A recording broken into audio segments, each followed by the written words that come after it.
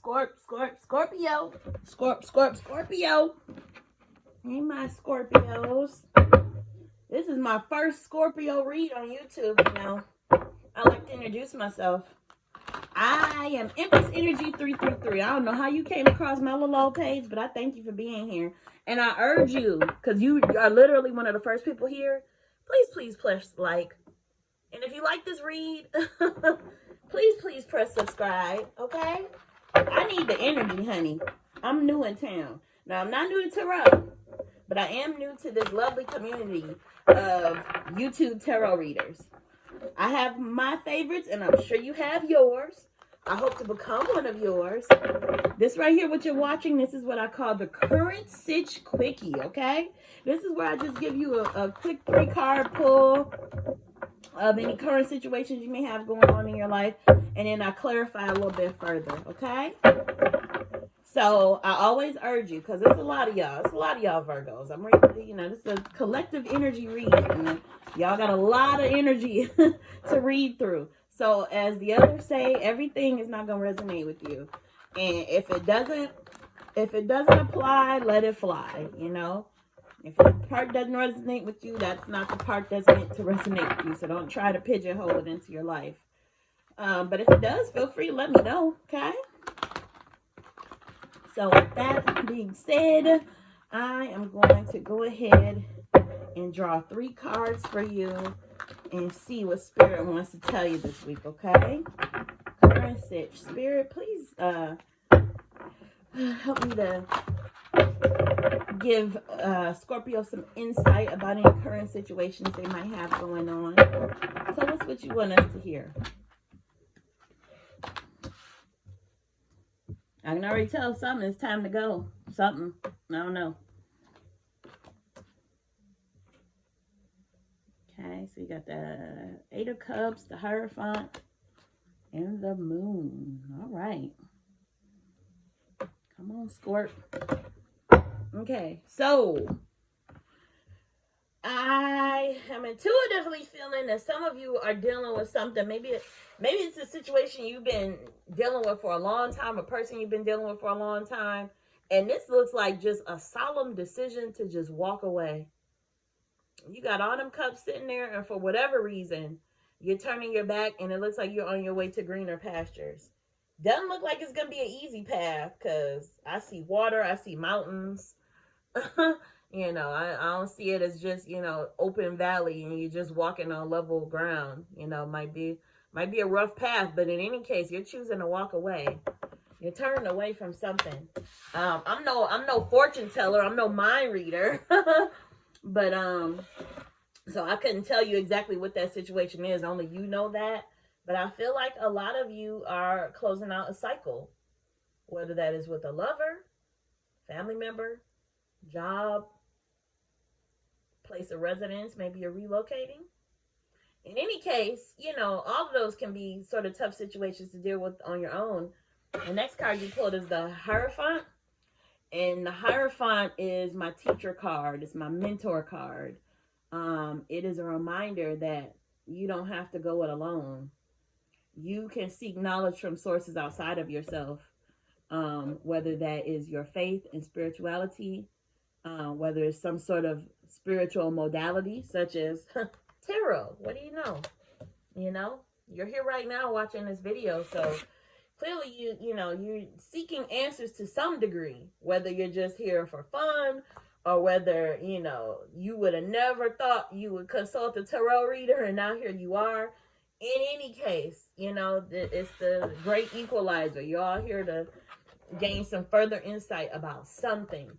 So this is just a reminder to not be afraid to do that, you know. Be on the lookout for whatever or whomever is coming to your life to be a teacher to you, whether that is a situation or a person. Anytime I pull the Moon, it's just always a reminder to, you know, look to the sky, to use your instincts, because we all have certain stuff just ingrained in our DNA. Our bodies are always telling us stuff all the time.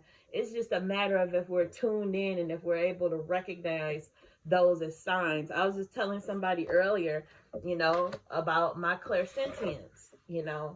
I wouldn't call myself clairvoyant, even though I have had visions and premonitions and stuff like that, but not often enough to like call myself that.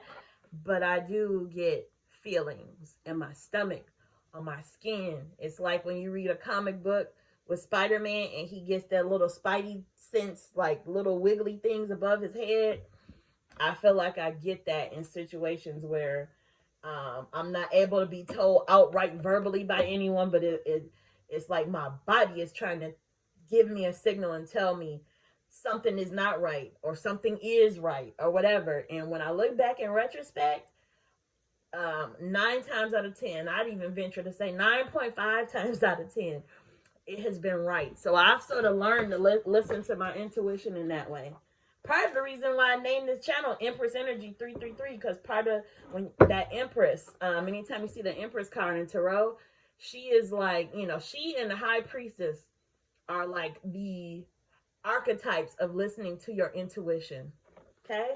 So I like to consult my book, because sometimes my tarot book can, I just find the words to explain the cards a little better than I can. I tend to go on, and this is called the current Sitch Quickie after all. So I don't want to get you down into a rabbit hole just telling you, my extended version meaning of the moon card. I like to just get those bulleted points. So the moon illuminates what has been hidden, bringing it into light and asking you to listen to your intuitive messages. Upright key meanings of the moon card are dreams and illusions. And even though I always pull in the upright, some people read cards when they pull in the reverse. There's that inverse meaning when it's in the reverse, but I usually always read in the upright because it's my belief that the cards before and after, it's going to tell the story regardless of what this card is meant when it pulls, whether it's the inverse meaning or the reverse. So the reverse meanings are bypassing difficulties, refusing to acknowledge the truth. Well, for some reason with this 8 of Cups, I feel like, the way he's just walking, I almost want to say he's sort of giving up. But sometimes the word giving up can have, negative connotations. So, I want to speak in context. Maybe that does apply to some of your situations. But I almost feel like it's a solemn exit, like he's just accepting something for what it is. And he's, bowing out. There you go. So when the moon mentions, about refusal to accept the truth, I guess what I'm trying to say is this dude looks like he's accepting whatever truth. And he's, making an exit. The moon reveals aspects of your shadow self, illuminating your dark, self-defeating negative traits. This card represents the duality of human nature in its most primal form, as well as highlighting the urge for evolution. By opening yourself up to expanding your consciousness, you are forced to see what has been previously hidden. Do you want to evolve along your spiritual path or remain in the dark where it feels safe? The moon shows you where the work can be done through dreams and developing your intuition. Even in the dark, there is nothing to fear. Okay? So these cards are directly sort of, with regard to this read, they correlate to one another, because he's leaving as the moon is shining down on him. Okay, so let's go ahead and clarify these. Spirit, can you clarify what you've already told us via these 3 cards that we've already pulled? Can you give us a little more clarity with regard to what this means for my Scorpios? I feel like they're exiting a situation. Okay. Anytime something just pops out like that, I take it. King of Cups. I feel like Scorpio is being called to exit a place or a situation that there is something that they need to be taught, and that they need to listen to their own instincts as well. Tell us what we need to know, Spirit. Lots of Cups. Interesting that the sun came out right where the moon is. So you got the King of Cups where the 8 of Cups fell. And the King of Cups is the card that embodies emotional stability and empathy. Okay. It's the energy of taking action from the place of compassion and love. The King of Cups can represent a person who embodies the qualities of empathy, compassion, and emotional intelligence and takes action to uphold their boundaries while being mindful of those around them. And that person may be you. This card can represent the energy of a situation that requires the setting of boundaries and the expression of compassion. You're working on creating and maintaining strong boundaries in your relationships. Allow yourself to rely on the presence of support and emotional stability through tough times. And they also mean you're in a position to support others and provide guidance. Others may look to you for leadership on a project. So when it mentions being mindful of your boundaries, it reminds me of times in my life where, with regard to this Eight of Cups, where exercising my boundaries just might have meant exiting a situation, not sticking around for an argument, not staying in a room while people gossip about other people or whatever. This solemn exit to me, that it's something about that to me that just spells, creating a boundary for yourself and saying, okay, this is where I stop. This is where I get off the train. Okay. Three of Cups, sometimes that indicates like maybe a celebration. Rejoice and celebrate with the people you care about and allow your connections to lift your spirits.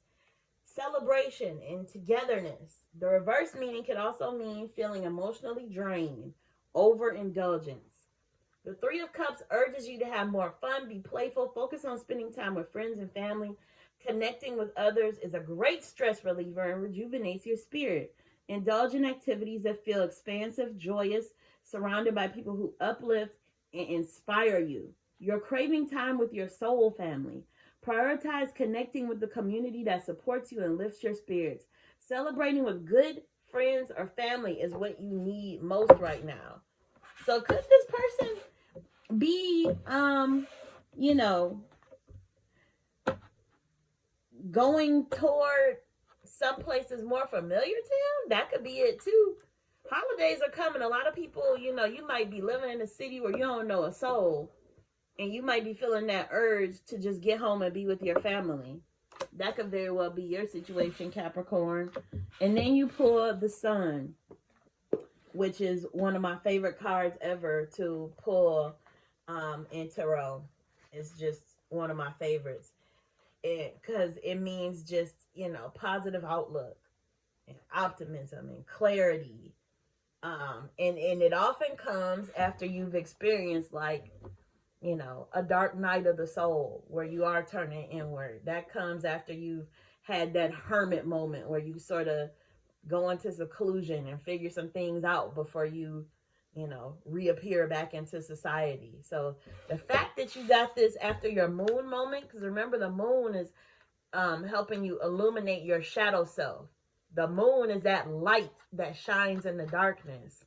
And then you have your sun, So now you have your sun and you're seeing the world through the eyes of a child, okay? The sun offers clarity in murky situations and brings you the experience of renewed vitality and conscious understanding. Improved health is on the way, as well as a return of enthusiasm in your life. So what did this Three of Cards just tell you? You need to break away and be around people who, will feed into you and just have good energy. And that's going to be your sun moment. You're feeling healthier inside and out after overcoming a period of sadness or illness. Consider pursuing some inner child healing work, perhaps by finding a new passion or engaging in a hobby that you once loved. So I feel like this read sort of took a U-turn from you, making this exit in the night. Maybe it's a situation you didn't quite want to leave, but you're going to a place where you can find respite and where you can be poured into and just get some positive, positivity and be loved on. So this is a point where I could tie all this in a pretty bow, but your girl is nosy. I like to pull a third card. I like the number 3. So I pull a card to not only clarify, but we want to verify. I will say every now and then when I pull this third card, it gets a little bit staticky. Sometimes I have trouble finding the meaning of that third card, and it's almost like Spirit is saying, okay, you're pushing it, Chris. But there are other times where this third card will literally repeat something that I've said previous. And to me, that is just Spirit confirming what it's already told us. So let's see what our third card says. 10 of Wands. You got the Sun card again. Look at that. Repeats. And you got the Page of Cups. Now, pages are always the bringers of some sort of communication about something positive. This could be positive news with regard to your love life. Pages involve anything with love and emotions. So that's good news. Your Sun moment could involve perhaps finding new love or an opportunity to show love to someone, whether it's romantic love or someone in your family. The Sun needs no further explanation, and the fact that you got it twice is really, really, really, really a good sign. You're on your way to better days, Scorpio. Especially after having dealt with a 10 of Wands moment. You know, you might be feeling burdened, and that's why you're making an exit out of whatever situation that you're in. But again, better days are ahead of you. Your hard work will be rewarded. The sun will shine again. So with that, I'm going to go ahead and pull an oracle card for you. This week, I am using the Alice in Wonderland oracle. And I always say, Alice in Wonderland is a fantasy book. However, it has so many metaphors that just, to me, are so applicable to everyday life. Okay? Let's go ahead and pull your card, and then I'm going to let you be on your way. I thank you for watching this far, if you have. And you know what? Something is telling me to just pick right from the top of the deck. Clock time. Time, pressure, in a rush, it says. And that is a card. If you get a good look at that card. And it is the 14th card in the deck, so I'm just going to read what it means, and then we'll wrap up. We are a long way from seasonal time, from the ebb and flow of tides, the cycles of the moon, the rise and set of the sun. Instead, we, like the white rabbit, have watches and clocks which tick and tick to mark the passing of every second. There are times when you need to move quickly, when you have appointments, deadlines, and important responsibilities that need to be completed. When you're in the midst of such activities, you'll be consumed with them. You may become anxious, short of breath, hurried, rushed. It may seem that you need to move faster than other people need to. This can lead to stressful, heart-racing moments, and when you're reactive like this, you're less capable than when you're focused and calm and clear. Even though it's true that you must meet a deadline, you must take a moment to slow down so that you can attend to your responsibilities. You're in the midst of a whirlwind. Be the calm in the eye of the storm. Put to rest the urge to worry or fret or to rush until your work is done, and the need to impress those who you wish to please. Work carefully and clearly with focus and intent. See a sunrise, bathe in the moonlight. Just saying, y'all. Notice the leaves changing color, and you will work faster than if you hurry and get caught up and worry. There's no need to rush. Just look as if you are taking your work as seriously as it deserves. Pull back, stay calm, have a plan, stick to it, and all will be well. So, whatever you're trying to escape, you know, talk to your Hierophant. Get your exit strategy together. Be smart and methodical about it, because you do have happiness and sun moments awaiting you. You won't have to carry this burden much longer. Okay? That's my message for you today, Scorpio. I hope you enjoyed the read. Again, press like and subscribe. And I hope to see you back here again when I post again. Bye, Scorp. Bye.